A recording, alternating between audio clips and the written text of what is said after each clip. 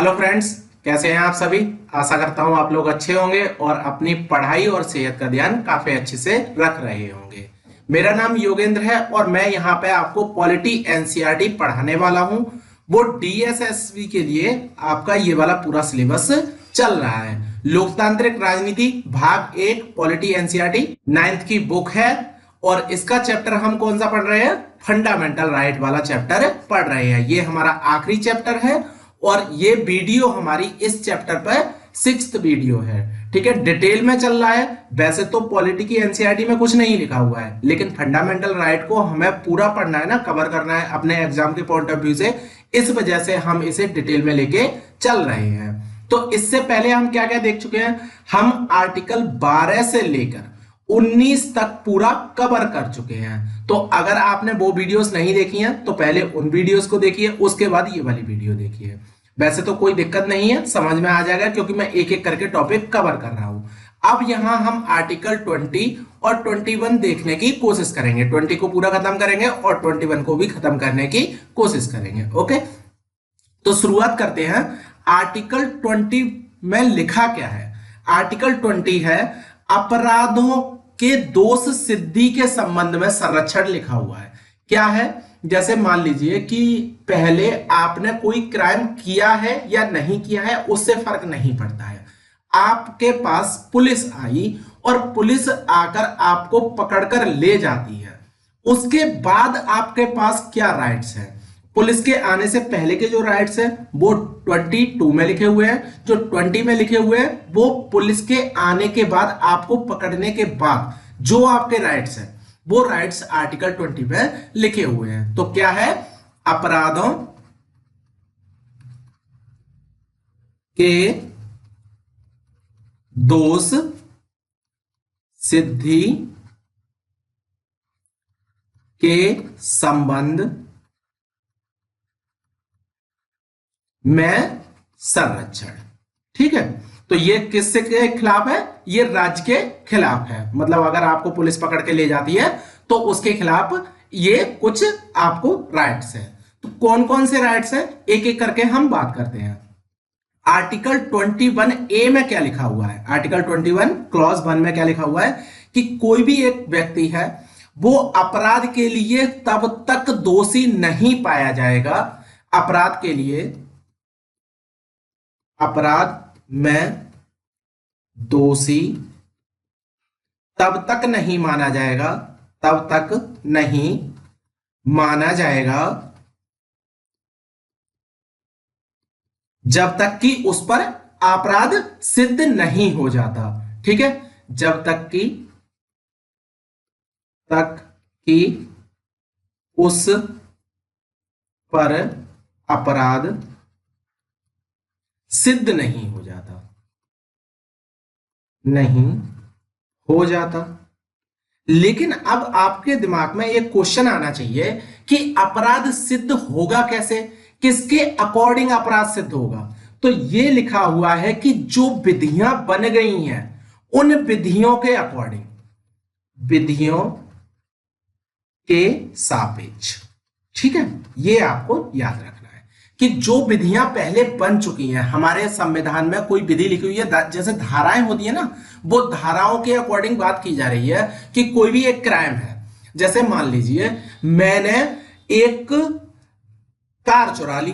अब कार चुराने का अपराध मेरे ऊपर तब तक सिद्ध नहीं होगा जब तक कि कार चुराने का मतलब चोरी करने को कोई अपराध माना गया हो विधि के द्वारा। विधि के द्वारा चोरी करना एक अपराध है, 420 केस लगता है। ठीक है, लेकिन अगर विधि में 420 का केस होता ही नहीं, चोरी का कोई केस होता ही नहीं, क्या तब भी मुझ पर अपराध सिद्ध होता? तब भी मुझ पर अपराध सिद्ध नहीं होता जब तक कि विधि में कोई बात नहीं लिखी गई है और वो मैंने क्राइम कर दिया है। जैसे मान लीजिए कि नए इनोवेशन में हम जाके चलते हैं कि एआई अभी आया है। ठीक है, एआई आया और एआई के द्वारा मैंने क्या किया, मैंने किसी का एक फोटो लिया और उस फोटो को एडिट करके और दूसरा कोई एक फोटो बना दिया, मतलब कोई भी ऐसा फोटो बना दिया जिसमें वो व्यक्ति कोई अलग काम कर रहा है। तो इस तरह का अगर मैंने अपराध किया और ये अपराध अभी तक विधि में शामिल किया ही नहीं गया है, तो क्या इसके लिए मुझे कोई सजा मिलेगी? इसके लिए मुझे कोई सजा नहीं मिलेगी। तो इस तरह से कुछ देखा जाता है।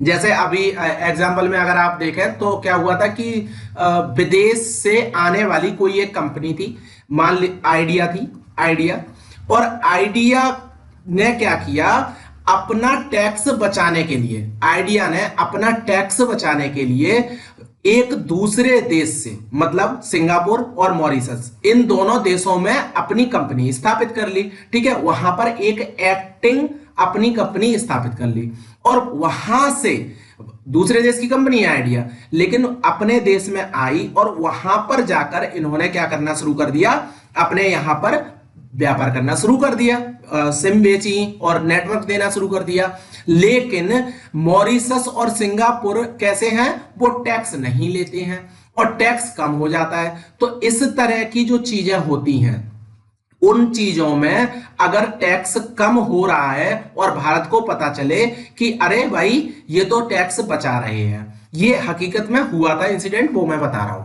उन्होंने टैक्स बचाया।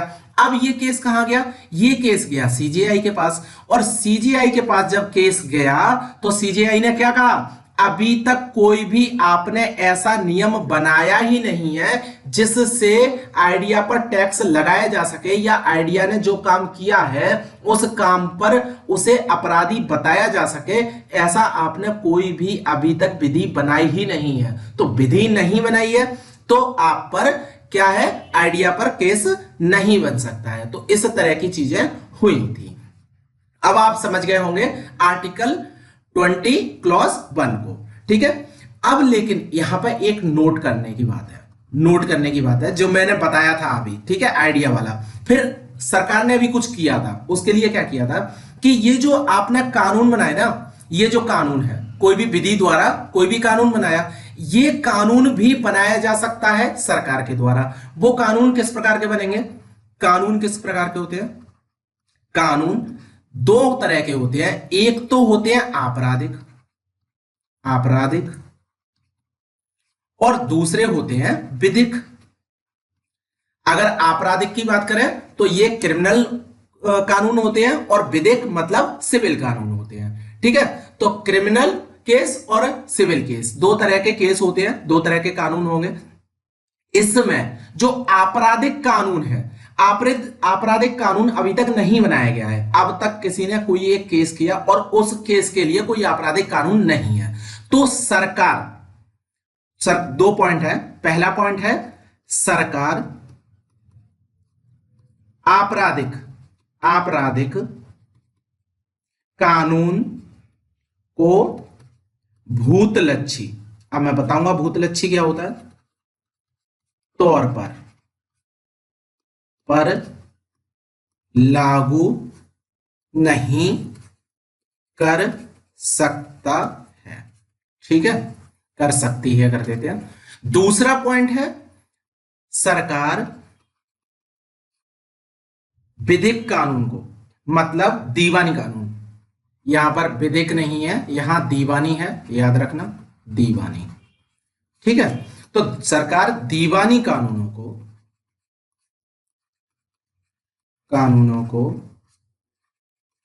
भूतलक्षी तौर पर लागू कर सकती है, भूतलक्षी तौर पर लागू कर सकती है। ठीक है, ये दो पॉइंट आपको याद रखने हैं, ये क्वेश्चन बन भी जाता है आपके एग्जाम में। अब समझ लेते हैं कि इनकी बात क्या है।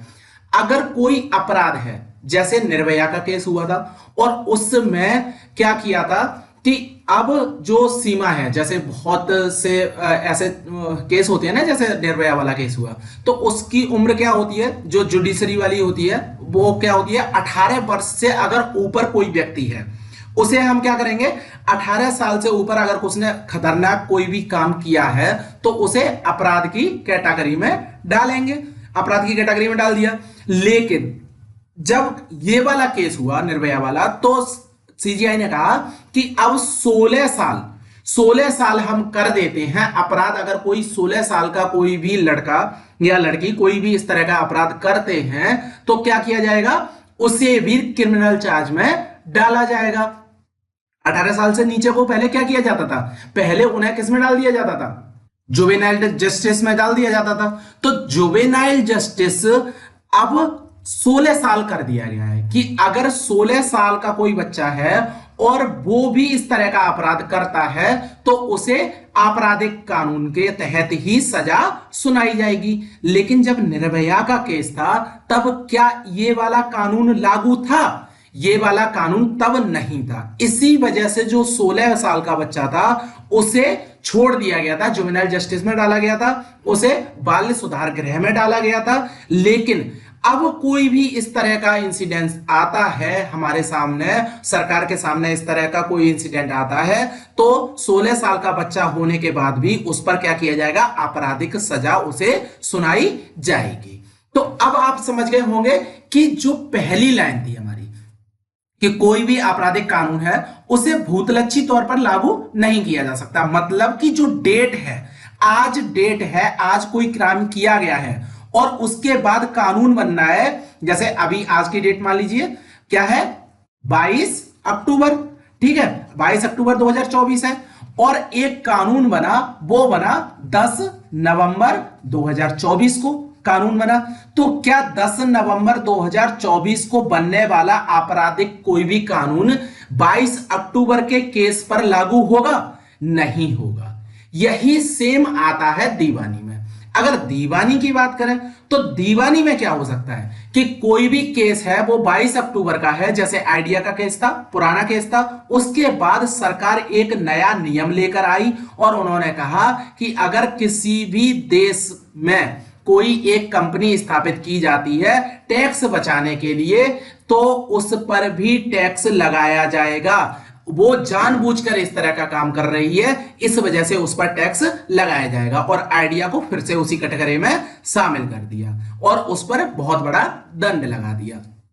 तो ये है दीवानी तरीका कि 22 अक्टूबर को कोई भी केस हो रहा है और 10 नवंबर को कोई भी नियम बनाया जा रहा है तो उस नियम के अकॉर्डिंग आपराधिक कानून तो 22 अक्टूबर वाले केस में नहीं लगाया जा सकता, लेकिन दीवानी कोई अपराध हो रहा है उसे 22 अक्टूबर वाले केस में शामिल किया जा सकता है। अब इसकी भाषा क्या होगी, ये भाषा होगी जैसे दीवानी कानून है कि आज से हम ये एक फला फला नियम बना रहे हैं, 10 नवंबर 2024 को हमने ये नियम बनाया है और ये नियम पिछले 2 साल से चलने वाली प्रक्रिया पर लागू होगा। मतलब 10 नवंबर 2022 तक ये लागू होगा, 2022 से ये लागू होगा।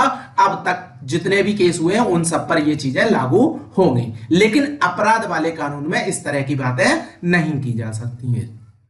तो आप समझ गए आर्टिकल 20 क्लॉज 1 बहुत अच्छे से समझ गए। भूतलक्षी तौर पर का क्या मतलब है, भूतलक्षी तौर पर यह है कि अपने पास्ट में जाकर लागू करना, ठीक है। तो पास्ट में लागू कौन सा होता है, दीवानी कानून होता है, आपराधिक कानून तो नहीं होता है ना। दोनों चीजें याद रखना, एग्जाम में ये आता है, बहुत अच्छे से याद रखना, ठीक। अब बात करते हैं आर्टिकल 20 क्लॉज 2 के बारे में। आर्टिकल 20 क्लॉज 2 क्या कहता है कि एक ही अपराध के लिए एक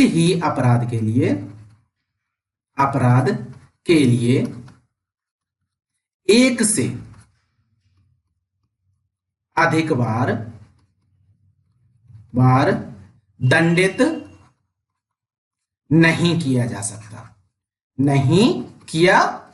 सकता, ठीक है। इसका क्या मतलब है, आपने एक मूवी देखी होगी अकबर करके कोई मूवी थी, उसका जोधा अकबर मूवी थी। उसमें क्या किया गया था कि उसका एक बहनोई था अकबर का, तो एक बार उसे उठाकर छत पे ले गए, उसने कोई क्राइम कर दिया।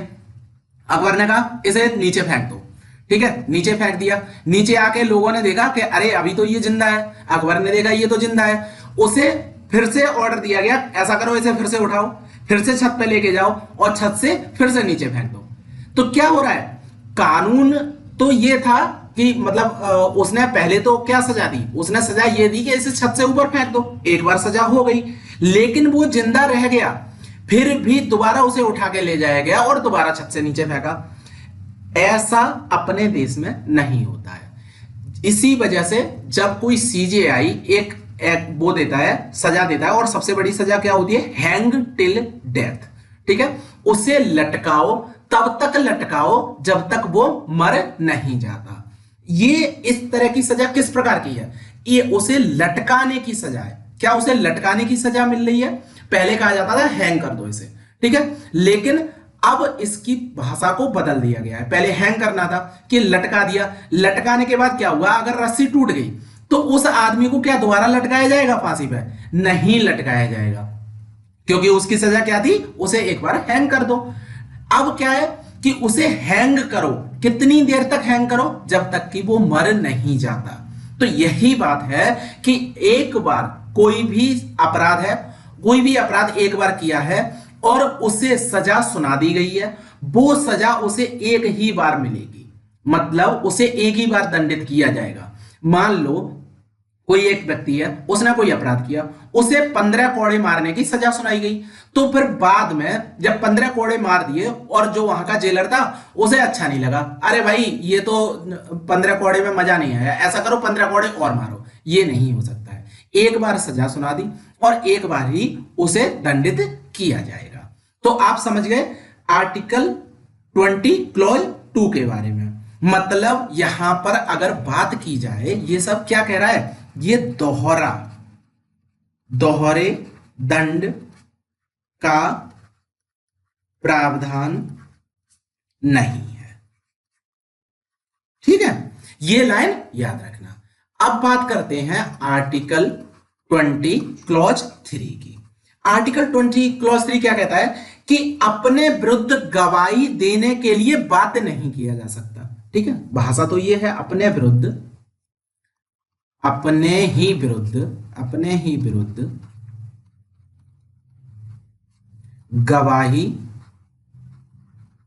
गवाही देने के लिए बाध्य नहीं किया जा सकता, ठीक है। अपने ही विरुद्ध कैसे गवाही दी जाए? मान लीजिए कि मैंने कर ली चोरी, अब पुलिस मुझे पकड़ के ले गई, ठीक है, किसी ने भी मुझे चोरी करते हुए नहीं देखा, ये मैं बता रहा हूं, किसी ने भी मुझे चोरी करते हुए नहीं देखा है, ठीक है, ना ही किसी के पास कोई सबूत है कि मैंने चोरी की है। अब मैं पहुंचा पुलिस स्टेशन, पुलिस वालों ने मुझे पकड़ा और वहां की जो हवालात होती है उसमें मुझे बंद किया और मुझे इतना मारा और मुझसे क्या कहा, भाई कबूल कर कि तूने चोरी की है। मैंने कहा कि मैं कबूल नहीं करूंगा, तो भी मुझे मार रहे हैं ना, जुडिशियल कस्टडी में भेजा जाता है, 15 दिन की जुडिशियल कस्टडी, आपने मूवीज देखी होंगी तो उसमें बोलते हैं। तो मुझे मारा और मार रहे हैं, तब तक मार रहे हैं कि लास्ट में फिर मैंने कह दिया कि अरे भाई मुझे मारो मत, मैं कबूल करता हूं मैंने चोरी कर ली, ठीक है, ये बात मैंने कह दी। स्टेटमेंट को मेरे को रिकॉर्ड कर लिया गया, पुलिस वाले के द्वारा स्टेटमेंट को रिकॉर्ड कर लिया गया। अब मैं गया न्यायालय में गया और न्यायालय में मुझे पकड़ के पुलिस वाले लेके गए और मुझे एक कटघरे में खड़ा किया। अब न्यायालय ने कहा हाँ भाई तो किसने चोरी की? पुलिस वालों ने कहा इन्होंने ही चोरी की है और इन्होंने कबूल किया है, जुडिशियल कस्टडी में जो कस्टडी होती है उस कस्टडी में कबूल किया कि इन्होंने चोरी की। उन्होंने कहा कि कहां है आपके पास सबूत? कि देखिए ये हमारे पास रिकॉर्डिंग है, इस रिकॉर्डिंग में ये कह रहे हैं कि इन्होंने चोरी की है। मुझसे पूछा जाएगा क्या ये रिकॉर्डिंग जो है वो सही है, क्या आप उससे संबंध रखते हैं कि आपने चोरी की है, आपने ये बोला है और इसे आप कबूल करते हैं? वहां जाके मैं पलट गया, मैंने बोला जज साहब मैंने चोरी नहीं की, मुझे इतना मारा गया कि मुझे ये कहना पड़ा कि मैंने चोरी की है, ठीक है, तो मैंने अपनी मार से बचने के लिए ये कबूल कर लिया था उस समय पे, जबकि मैंने चोरी नहीं की है। अब न्यायालय क्या कहेगा? क्या वो पुलिस की बात को मानेगा? वो पुलिस की बात को कैसे मान सकता है, जबकि क्या लिखा हुआ है हमारे संविधान में कि अपने ही विरुद्ध गवाही देने के लिए बाध्य नहीं किया जाएगा। तुमने उसे मारा क्यों? वो खुद ही कबूल करता। न्यायालय के सामने मैंने कबूल कर लिया कि जज साहब मैंने चोरी की है, तो फिर मैं दोषी हूं। लेकिन अगर मैंने न्यायालय के सामने कबूल नहीं किया, अपने आप मैंने कबूल नहीं किया, किसी के दबाव में आकर मैंने कबूल किया है, तो फिर क्या माना जाएगा, ये मेरा स्टेटमेंट रिकॉर्ड में नहीं आएगा, मेरे स्टेटमेंट को न्यायालय रिकॉर्ड में नहीं लेकर आएगा। तो ये चीजें होती हैं न्यायालय के सामने और पुलिस के सामने किस तरह की चीजें होती हैं। इसी वजह से तो हमें दिया गया है कि मान लीजिए कि कोई भी एक बहुत ही अमीर व्यक्ति है और वो कहलवा दे किसी दूसरे पे, गरीब पे कहलवा दे कि इसने चोरी कर लिया, हमारे यहाँ पे 100 करोड़ का नुकसान हो गया, इसने पूरा पैसा खा लिया।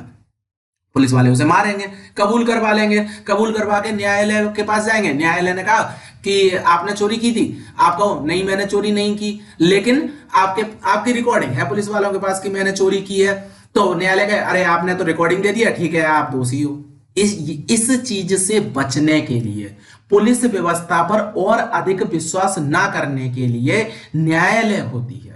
न्यायालय सर्वोपरि है और पुलिस व्यवस्था एक प्रशासन का रूप है, अंग है, जो क्या करता है, उसे सही करने की कोशिश करता है। लेकिन सभी लोग सही नहीं होते हैं, ये बात हमारे संविधान को बनाने वाले लोगों को भी पता था, इस वजह से उन्होंने आर्टिकल 20 क्लॉज 3 को ऐड किया। अब आप समझ गए होंगे कि ये क्या है। अब आर्टिकल 20 क्लॉज 3 में ही कुछ चीजें और ऐड की गई हैं। जैसे आपने सुना होगा नारकोटिक टेस्ट होता है। तो नारकोटिक में क्या होता है, नारकोटिक में जैसे एक व्यक्ति को एक इंजेक्शन लगाया जाता है और उसे थोड़ा सा मदहोश किया जाता है, जिससे वो कॉन्शियस माइंड को थोड़ा सा खो सके। तो बिल्कुल एकदम चित्त उसका खत्म हो जाएगा और उससे कुछ सवाल पूछे जाएंगे तो वो सोच विचार नहीं कर पाएगा। जब सोच विचार नहीं कर पाएगा तो वो केवल सत्य ही बोलेगा जो उसकी आंखों के सामने घटा हुआ है। ठीक है, इस तरह की चीजें भी की जाती हैं नारकोटिक में। तो यही बोला सीजीआई ने क्या बोला कि इसमें चिकित्सीय साक्ष्य लिए जा सकते हैं, चिकित्सीय साक्ष्य लिए जा सकते हैं, जैसे रक्त नमूना, ठीक है, फिंगरप्रिंट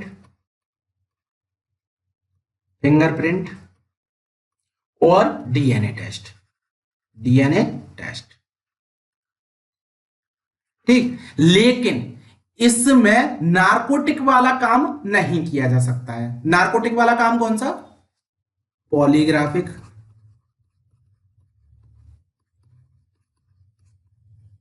ब्रेन टेस्टिंग,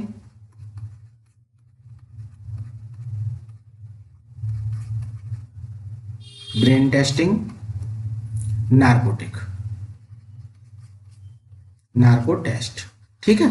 ये काम नहीं किए जा सकते,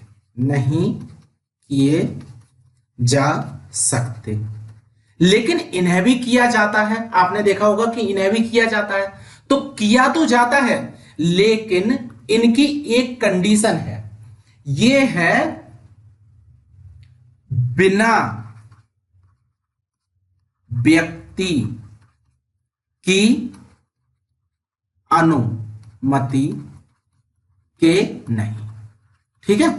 इसमें व्यक्ति की अनुमति लेनी पड़ती है। इसी वजह से जब आप गए होंगे, वैसे तो मैं सोच रहा हूं कि आप लोगों में से कोई भी नहीं गया हो, लेकिन फिर भी अगर आप गए हो, आपके आस पड़ोस या आपकी फैमिली में कोई भी पकड़ा गया हो, आप खुद भी पकड़े जा सकते हो। अगर पकड़े गए हो तो आप पर आपराधिक चार्ज लगा।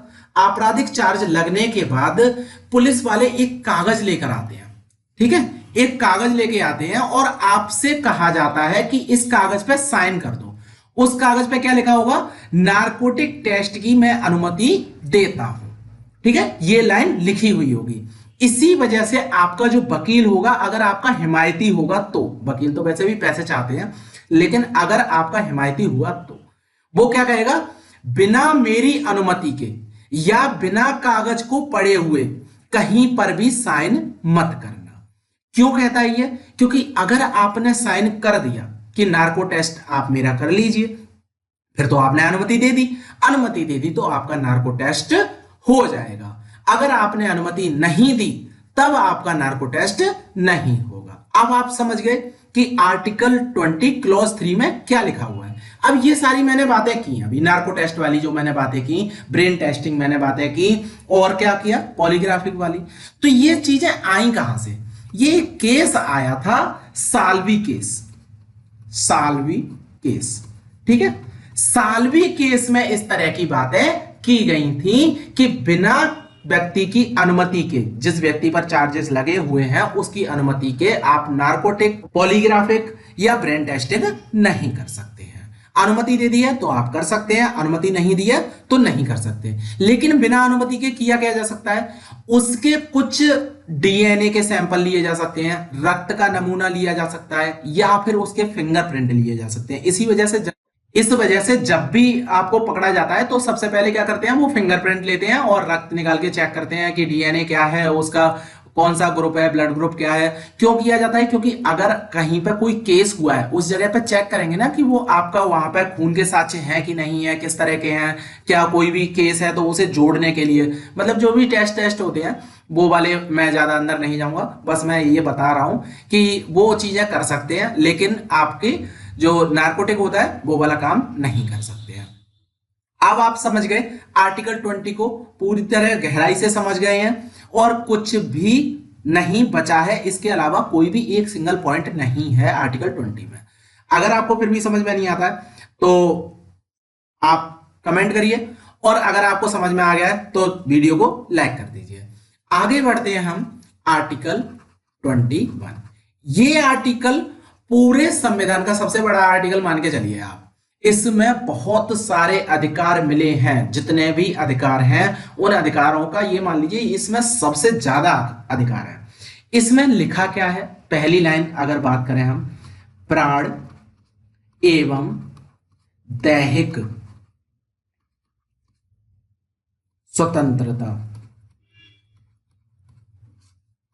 का अधिकार, ठीक है। ये लाइन लिखी हुई है, प्राण एवं दैहिक स्वतंत्रता। प्राण मतलब मेरा जीवन, मतलब मेरे अंदर जो जीवन है, आपके अंदर जो जीवन है उस जीवन की, और देह की मतलब मेरा शरीर, प्राण और शरीर की स्वतंत्रता का अधिकार कुछ इसमें दिया हुआ है आर्टिकल 21 में। तो यही हम देखेंगे इसमें क्या क्या है। एक तो हम बात करेंगे पहला जीवन का अधिकार, जीवन का अधिकार, ठीक है। और दूसरी बात करेंगे दैहिक स्वतंत्रता, दैहिक स्वतंत्रता। तो जीवन के अधिकार में क्या है? जीवन के अधिकार की बात करें तो आत्म संरक्षण का अधिकार मिला हुआ है इसमें। आत्म संरक्षण मतलब कि मेरा, जैसे कहते हैं ना कि सेल्फ डिफेंस, तो सेल्फ डिफेंस का संरक्षण इसमें मिला हुआ है। आत्म संरक्षण मतलब जीने का अधिकार, और ये है बेहतर जीवन की दशाओं की ओर ले जाना। इसमें जीने का अधिकार ही नहीं, जीने का अधिकार ही नहीं, जीवन की बेहतर दशाएं, जीवन की बेहतर दशाएं, बेहतर दशाएं इसमें शामिल है, ठीक है। और दैहिक स्वतंत्रता क्या है? दैहिक स्वतंत्रता में व्यक्तिगत स्वतंत्रता है, व्यक्तिगत स्वतंत्रता। व्यक्तिगत स्वतंत्रता मतलब कि जैसे शरीर, मस्तिष्क,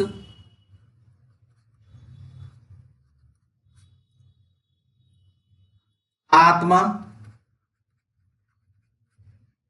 पर अधिकार व्यक्ति का ही, ठीक है। ये दैहिक स्वतंत्रता में आता है। तो जीवन के अधिकार में तो आपको पता चल गया कि केवल जीने का अधिकार ही नहीं, मतलब केवल आत्मा की रक्षा ही नहीं करनी है, हमें जीवन की बेहतर दशाएं भी चाहिए।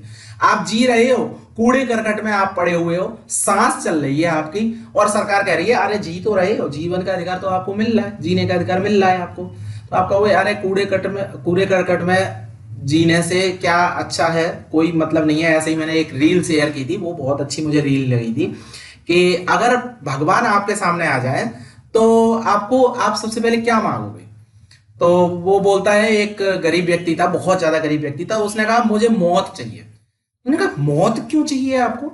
मतलब भगवान आए हैं, कुछ भी मान सकते हो। तो उन्होंने कहा अरे मौत मिल जाए तो इस जीवन से बेहतर है कि यहां जीने के लिए, खाने के लिए, पहनने के लिए पैसा चाहिए, हर तरह से पैसा चाहिए, और इतने इसमें स्ट्रगल है लाइफ में कि जीना आसान नहीं है। तो यही चीज है कि जब एक छोटा सा बच्चा हो, अब आप देखिए कि आप तो हैं, लोग आपसे कह देंगे कि अरे आप तो अष्ट पुष्ट हैं, आप तो कमाओ खाओ, लेकिन आप सोच के देखिए एक छोटा सा बच्चा वो क्या कमा सकता है, क्या खा सकता है? एक बहुत ही बुजुर्ग व्यक्ति जिसके हाथ पैर नहीं चल रहे हैं, वो क्या कमा सकता है जिंदगी में, क्या खा सकता है, जब वो क्या है, निर्भर है। इसी वजह से जब हम इकोनॉमिक्स पढ़ते हैं तो हमें क्या कहा जाता है, 18 से लेके 60 वर्ष तक की उम्र के व्यक्ति क्या माने जाते हैं, 59 वर्ष के उम्र के व्यक्ति माने जाते हैं, ये माने जाते हैं कार्यकारी व्यक्ति, कार्यकारी व्यक्ति माने जाते हैं। और इससे छोटे या 18 से कम, मतलब जो 18 से कम और 59 से अधिक, ठीक है, 18 से कम और 59 से अधिक, ये जो व्यक्ति होंगे ये व्यक्ति होते हैं निर्भर व्यक्ति, निर्भर व्यक्ति होते हैं, ठीक है। तो निर्भर जो व्यक्ति होते हैं उनकी जीवन दशाओं को बेहतर बनाने के लिए क्या क्या काम किए जा सकते हैं, ये आप देखिए। तो इसकी मैं कुछ बात कर रहा था। अब जीवन का अधिकार में, अब आप कहो कि 18 से 59 लोगों को नहीं जरूरत है, उन्हें भी जरूरत है, उन्हें भी अधिकारों की जरूरत है। इसी वजह से तो आर्टिकल 21 रखा हुआ है और इसी की हम बात कर रहे हैं। तो यहां पर एक पॉइंट आता है, इसमें आता है विधि द्वारा स्थापित प्रक्रिया। 3 पॉइंट होंगे। तो विधि द्वारा स्थापित प्रक्रिया, एक तो विधि द्वारा स्थापित प्रक्रिया। अब ये है क्या? आर्टिकल 21 में है विधि द्वारा स्थापित प्रक्रिया, और केवीएस में ये एग्जाम, केवीएस के एग्जाम में ये क्वेश्चन आ चुका है, तो याद रखना, ठीक है। विधि द्वारा स्थापित प्रक्रिया की बात होती है सबसे पहले तो, जैसे प्राण की स्वतंत्रता है मुझे, ठीक है, प्राण की स्वतंत्रता मुझे है, जीवन का अधिकार मेरे पास है। अब एक केस गया सीजीआई के पास, सीजीआई ने कहा हैंग टिल डेथ, उसे सजा सुना दी, सजा सुना दी। वो न्यायालय, अरे न्यायालय मुझे ये मंजूर नहीं है। तो उन्होंने कहा क्यों मंजूर नहीं है? कि नहीं, आर्टिकल 21 में मुझे जीवन के अधिकार की बात की गई है, आप मेरे प्राण नहीं ले सकते। प्राण का अधिकार तो मनुष्य के पास है ना, मनुष्य के पास जीने का अधिकार है, तो प्राण तो नहीं ले सकते, आप कोई और सजा सुनाइए। उन्होंने कहा देखो आर्टिकल 21 में ये जरूर लिखा है कि जीवन का अधिकार है, लेकिन विधि द्वारा स्थापित प्रक्रिया से ही आपको जीवन का अधिकार है। अगर विधि बन जाए, मतलब कानून बन जाए, कानून ने कहा फांसी, तो आपको मिलेगी फांसी, और ये वैलिड है। यही कुछ होता है विधि द्वारा स्थापित प्रक्रिया का मतलब। विधि द्वारा स्थापित प्रक्रिया कहां से ली गई है? ये जापान से ली गई है, जापान से, जापान से ली गई है, ठीक है। ये भी आपको याद रखना है। तो पहला पॉइंट तो ये हो गया, विधि द्वारा स्थापित प्रक्रिया जापान से ली गई है, और इसमें कानून के द्वारा ही अगर आपको फांसी दी जाती है तो फिर आपको फांसी देनी ही पड़ेगी। मतलब आपके जीवन की रक्षा विधि द्वारा ही की जा रही है। विधि ने ही कह दिया कि आपको फांसी दे दो, तो आपको फांसी दी जाएगी। अब आपको समझ में आ गया कि ये क्या है आर्टिकल 21। अब इससे संबंधित कुछ नियम आए थे, ठीक है। तो एक और केस, अगर बी की बात करें हम, पहला तो ये हो गया, बी की बात करें तो इसमें आया मेनका गांधी वाद, मेनका गांधी वाद, और इसके द्वारा इतने सारे चीजें ऐड की गई आर्टिकल 21 में कि आप सोच भी नहीं सकते। मेनका गांधी वाला केस आपको पता ही होगा कि ये विदेश में जाना चाह रही थी और उन्हें रोक दिया गया था कि बाहर नहीं जा सकते आप, कोई भी काम चल रहा है, कुछ भी चीजें हो रही हैं।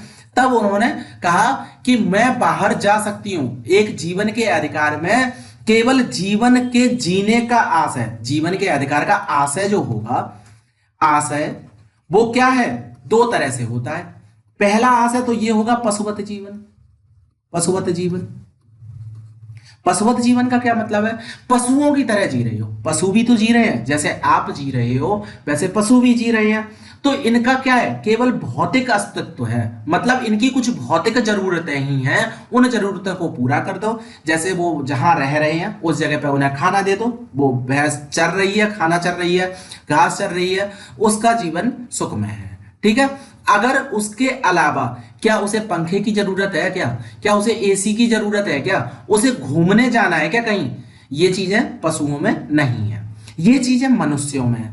तो मानवीय जीवन में ये चीजें बढ़ जाती हैं। मानवीय जीवन की बात करें अगर हम, तो मानवीय जीवन में कैसा होता है? अर्थपूर्ण जीवन की बात की जाती है। मतलब हमारा एक उद्देश्य होना चाहिए, जीने का एक उद्देश्य होना चाहिए, उद्देश्यपूर्ण जीवन होना चाहिए, गरिमामय जीवन होना चाहिए। हम जहां रह रहे हैं चार लोग हमारी तारीफ करें, चार लोग हमें जाने, चार लोग हमें बताएं कि आप अच्छा काम कर रहे हो, चार लोगों से हम कहें कि आप अच्छा काम कर रहे हो। यही तो मानवीय जीवन की बात है। ठीक है। आप हमारी हेल्प कर रहे हो, हम आपकी हेल्प कर रहे हैं, ये क्या है? मानवीय जीवन है। पशुओं में क्या इस तरह की चीजें देखी गई हैं? अब आप कोई भी एक छोटा एग्जांपल निकाल के ले आएंगे, उस तरह का काम मत करना। ठीक है। बड़े स्तर की बात की जा रही है। ठीक है। जब तक आपके पास दसियों हजार एग्जांपल ना हो तब तक आप उस एग्जांपल को एग्जांपल सेट करने की कोशिश ना करें।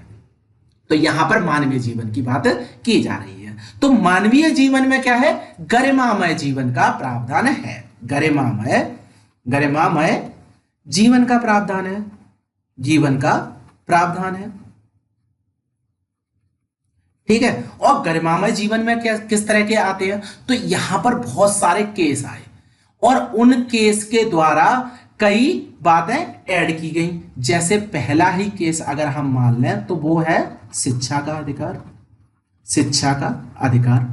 अब यहां पर अपना पेन पेपर निकाल लीजिए और मैं बताता जाऊंगा, आपको लिखना शुरू करना है क्योंकि मैं सारे नहीं लिखूंगा। उन्नी कृष्णन पाद के द्वारा इसे लाया गया था। अब ये मैं क्यों लिख पा रहा हूं? क्योंकि ये डायरेक्ट ही मैच करने के लिए आ जाते हैं। पीसीएस तक के एग्जाम की अगर हम पढ़ाई कर रहे हैं तो इतनी चीजें हमें नॉलेज होनी चाहिए। ठीक है। तो उन्नी कृष्णनवाद से क्या आया? शिक्षा का अधिकार आया। दूसरी अगर हम बात करें तो स्वच्छ पर्यावरण। स्वच्छ पर्यावरण,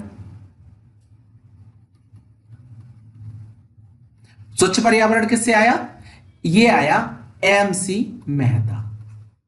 एमसी मेहता केस के द्वारा आया। तीसरा अगर हम बात करें तो चिकित्सीय सहायता। चिकित्सीय सहायता ये किससे आया? ये परमानंद कटारा। परमानंद कटारा। ठीक है। इन्हें याद नहीं किया जाएगा, थोड़ा सा देखते चलिए। 4-5 बार अगर आप देखेंगे, एक बार निगाह मारेंगे, अपनी कॉपी में लिख लेंगे तो आपको ये चीजें। अब इसके बाद शीघ्र सुनवाई का अधिकार। शीघ्र सुनवाई। शीघ्र सुनवाई का अधिकार कहां से आया? हुसैन आरा खातून। ठीक है। आरा खातून, हुसैन आरा खातून से ये आया था। ठीक है। पांचवा अगर हम बात करें तो एकांत कारावास। एकांत कारावास के विरुद्ध। ठीक है। अब देखिए यहां पर केवल ऐसे लोगों की ही बात नहीं की जा रही है जो हमारे सामाजिक जीवन में पाए जाते हैं, हम उन लोगों की भी बात कर रहे हैं जिन पर क्रिमिनल चार्जेस लगे हुए हैं और वो जेल में कैद हैं। ठीक है। क्रिमिनल चार्जेस लगे होने का मतलब ये नहीं है कि सिद्ध भी हो गए हैं। उन लोगों की बात कर रहे हैं जिन पर केस सिद्ध भी हो गए हैं और जिन पर केस सिद्ध नहीं हुए हैं। तो वो कहां है? जेल में है, कारावास में है। और कारावास में एकांत रूप से उन्हें नहीं रखा जाएगा। ठीक है। उन्हें एक ही कटोरी में, एक ही कोठरी में नहीं बंद किया जाएगा, अकेले बंद नहीं किया जाएगा। उन्हें सामाजिक लोगों के साथ जुड़ाव महसूस होना चाहिए। इस वजह से जितने भी लोग वहां बंद होंगे वो एक जगह पर नहीं ही होंगे, आपस में बातें भी कर रहे होंगे और इस तरह की चीजें भी कर रहे होंगे। तो ये कहां से आया था? ये आया था सुनील बत्रा से। सुनील बत्रा। ठीक है। अब एक और है कार्यस्थल पर महिलाओं की सुरक्षा। की सुरक्षा। ठीक है। ये किससे आया? ये आपने बहुत ज्यादा नाम सुना होगा, विशाखा बनाम राजस्थानवाद, राजस्थानवाद। ठीक है, तो विशाखा केस आपने नाम सुना होगा, इससे विशाखा फंड भी लिया जाता है, कुछ चीजें की जाती हैं, और लोग जैसे उनके साथ अगर कोई घटना हो जाती है, यौन हिंसा हो जाती है, तो उन लोगों के लिए क्या किया जाता है, जो महिलाएं होती हैं, पीड़िताएं होती हैं, तो पीड़िताओं के लिए जो रहने की व्यवस्था, ठीक है, निवास की व्यवस्था के लिए पैसे चाहिए होते हैं, तो वो पैसे किस में आते हैं, विशाखा फंड में आते हैं। तो ये भी आपको याद रखना है। इसके बाद आश्रय का अधिकार, ये चमेलीवाद से आया था। रूबल शाहवाद, ये इससे क्या आया था, क्षतिपूर्ति का अधिकार। और भी है जैसे ट्रांसजेंडर की पहचान, ये देखिए, ये है ट्रांसजेंडर की पहचान, ये मैं आपको बता चुका हूं, ट्रांसजेंडर की पहचान। ये किससे आया था, ये आया था आपका नालसावाद से, नालसावाद। ये मैं आपको बता चुका हूं, जब मैंने किसी व्यक्ति की परिभाषा बताई थी उस समय पे मैंने बताया था। इसके बाद अगर हम बात करें तो निजता का अधिकार, ये बहुत इंपॉर्टेंट है। नंबर कौन सा था, 7 हो गए ना, 8वां। यहां पे निजता का अधिकार, निजता का अधिकार मतलब प्राइवेसी, राइट टू प्राइवेसी का अधिकार। ठीक है, निजता का अधिकार किससे आया था, ये आया था के पुट्टास्वामी, के पुट्टास्वामीवाद से आया था। ये आपको याद रखना, बहुत बार पूछा गया है, मतलब ये मान लीजिए स्टेट के जितने भी टीचिंग एग्जाम है, शायद सभी एग्जाम्स में ये पूछा जा चुका है, और बार बार इसे रिपीट भी करते हैं। ठीक है, अब बात करते हैं 9वां पॉइंट। इसमें क्या है, गरिमामय परिस्थिति में मरने का अधिकार। अब देखिए, मरने का अधिकार भी है, मरने का अधिकार। ये किस में आया था, ये कॉमन कॉज बाद में आया था, कॉमन कॉज बाद में आया था। ठीक है, इसके बाद 10वां एक है विकल्प का अधिकार, मतलब राइट टू चूज, विकल्प की स्वतंत्रता, की स्वतंत्रता। ये किससे आया था, ये इसमें क्या क्या है, ये मैं भूल गया। ठीक है, देखिए इसे मैं बाद में बताऊंगा, ये मुझे याद नहीं आ रहा है। लेकिन विकल्प की स्वतंत्रता में क्या आएगा, जैसे खान पान, ठीक है, वेशभूषा, विवाह करने का अधिकार, राइट टू चूज, विवाह करने का अधिकार राइट टू चूज में है। ठीक है, गर्भ धारण करने का भी निर्णय महिला के ऊपर है कि वो गर्भ धारण करना चाहती है कि नहीं, ये भी विकल्प की स्वतंत्रता है आर्टिकल 21 में। अगर किसी को नहीं पता हो तो याद रखना।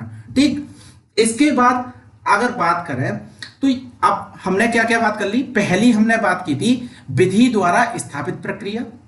हमने इसमें कौन कौन सी बात की थी, हम कहां थे, आर्टिकल 20 ये हो गया था। यहां हमने प्राण एवं दैविक स्वतंत्रता की जब हमने बात की थी, तो पहला हमने क्या किया, विधि द्वारा स्थापित प्रक्रिया। इसमें तो आप समझ गए, जापान द्वारा ली गई थी, और कानून के अकॉर्डिंग ही आपको क्या है, जीवन के अधिकार की रक्षा की बात की गई है। अगर कानून में कह दिया कि फांसी देनी है तो फांसी देनी है। उसके बाद हमारा मेनका गांधी केस चला, जिसमें हमने दूसरा पॉइंट माना। अब तीसरे पॉइंट में हम बात करेंगे, तीसरे पॉइंट में हम बात करेंगे कि विधि की सम्यक प्रक्रिया। अगर सी ले तो विधि की सम्यक प्रक्रिया, सम्यक प्रक्रिया।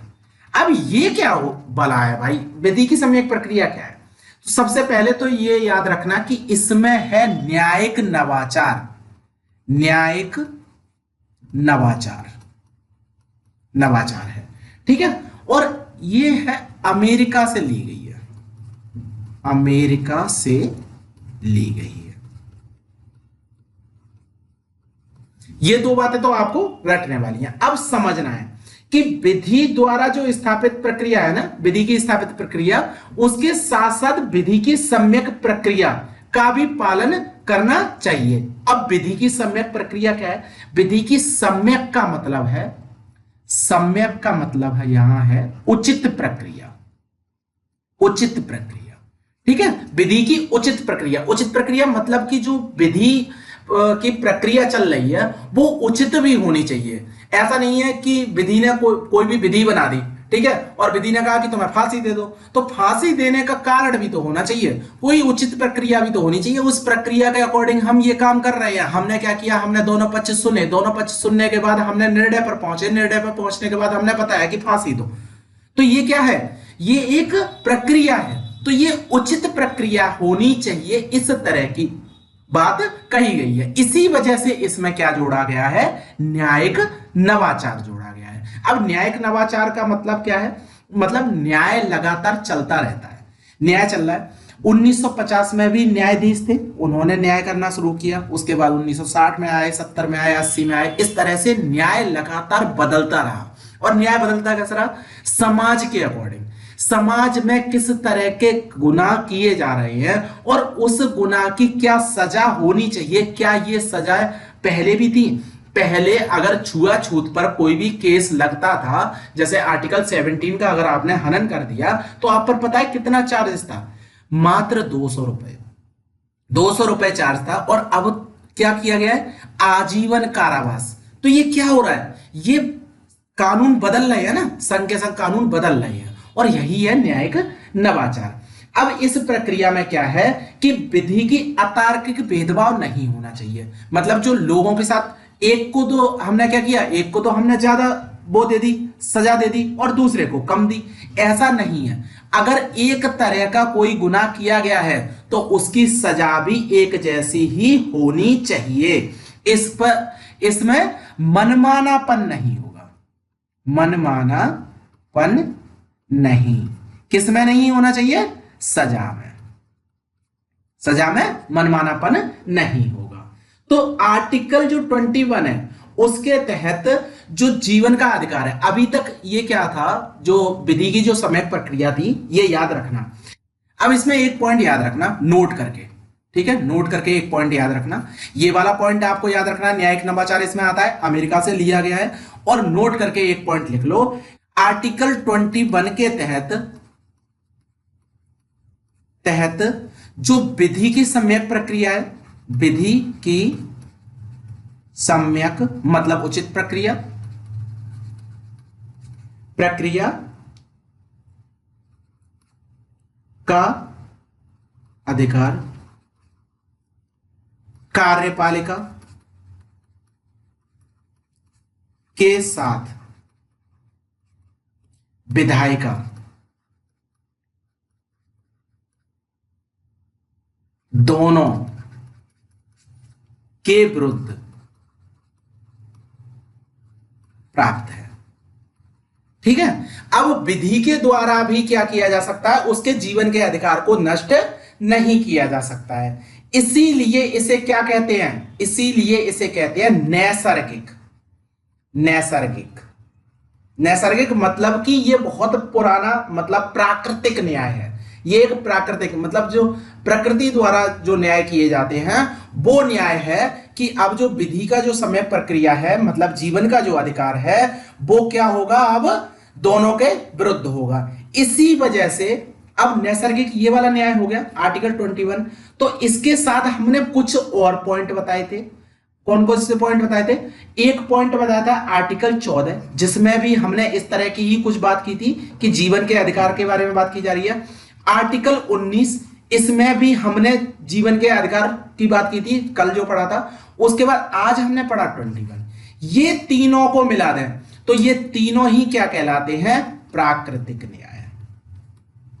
प्राकृतिक न्याय कहलाते हैं। प्रकृति द्वारा प्राप्त न्याय को हम क्या कहते हैं, प्राकृतिक न्याय कहते हैं, इन्हें नैसर्गिक न्याय कहते हैं। तो ये प्राकृतिक न्याय पर आधारित है, यही आपको याद रखना है। तो इतना हमने देख लिया। आज के लेक्चर में हमने 21 को पूरा अच्छे तरीके से कवर किया। ठीक है, अब कुछ पॉइंट्स हैं, अगर जैसे आपको याद करने हैं कि जैसे जीवन का अधिकार, निजता का अधिकार, मरने का अधिकार, जो रतिनाथवाद केस आया था, ये वाले बहुत आगे तक चले जाते हैं। आपके एग्जाम के पॉइंट ऑफ व्यू से इतना इंपॉर्टेंट नहीं है। अगर आप आईएएस की तैयारी कर रहे हैं और मेंस लिखना चाह रहे हैं, उस टाइम पे इन चीजों की जरूरत पड़ती है। जैसे सक्रिय इच्छा मृत्यु, निष्क्रिय इच्छा मृत्यु क्या है, किस तरह की है। जैसे मृत्यु का अधिकार है ना, यूथेनेसिया, यूथेनेसिया आपने सब तो सुना होगा। तो करंट अफेयर में अगर जो क्वेश्चन आएगा, ये वाला टॉपिक आएगा, तो मैं उसमें जाके बता दूंगा, लेकिन अभी आपको इतना पढ़ने की जरूरत नहीं है। यहां हमने 21 तक पूरा कवर कर लिया है। अब 22 को हम अगली वीडियो में देखेंगे, और उसके साथ साथ हम क्या करेंगे, जो आपकी एनसीईआरटी है, एनसीईआरटी के जो पॉइंट्स हैं उसमें स्वतंत्रता का अधिकार, मतलब स्वतंत्रता कंप्लीट करेंगे। ठीक है, तो आज की वीडियो में इतना ही। अगर लेक्चर पसंद आता है तो लाइक करिए, लेक्चर पसंद नहीं आता है तो डिसलाइक करिए। डिसलाइक करके मुझे बताइए कि किस जगह पर आपको क्या प्रॉब्लम हुई। अगर प्रॉब्लम आती है तो उसे पहले एक बार कमेंट सेक्शन में जरूर पूछ लेना, तब उसके बाद डिसलाइक करना कि अरे ये कमेंट तो बताते ही नहीं है। ठीक है, तो एक बार चैट भी कर लीजिए, मुझे भी टेस्ट करते रहिए। ठीक है, ये नहीं है कि आपने अंधा भरोसा कर लिया। और आप देख पा रहे होंगे कि सही तरीके से हमारी क्लासेस चल रही हैं कि नहीं चल रही हैं। अगर आपको कोई भी सुधार करने की जरूरत है, जैसे एक बच्चे ने कमेंट किया था कि सर पीडीएफ को इंग्लिश में लेके आइए, तो ज्योग्राफी की वीडियो पे आपने कमेंट किया था, और अब देखना ज्योग्राफी की जो पीडीएफ है उसमें इंग्लिश डालने की कोशिश की गई है। लेकिन अभी बहुत जल्दी जज करना मत शुरू कर देना, अभी इस पर काम चल रहा है। ठीक है, तो इतनी आसान नहीं है सारी चीजें, लेकिन धीरे धीरे करके आप जो भी बोलेंगे वो काम हम करेंगे, क्योंकि हम आपके लिए लेकर आए हैं। और हमारा क्या है इसमें प्रॉफिट, हमें थोड़ी सी क्या चाहिए, इंगेजमेंट चाहिए, जिससे यूट्यूब ये समझ सके कि हम अच्छा काम कर रहे हैं। तो लाइक करना बहुत जरूरी है, कमेंट करना बहुत जरूरी है, जिससे मुझे भी मोटिवेशन मिलता है और आपके लिए और अच्छी अच्छी क्लासेस लाने की मैं कोशिश करता हूं। ओके, तो लेक्चर में इतना ही। Thank you very much.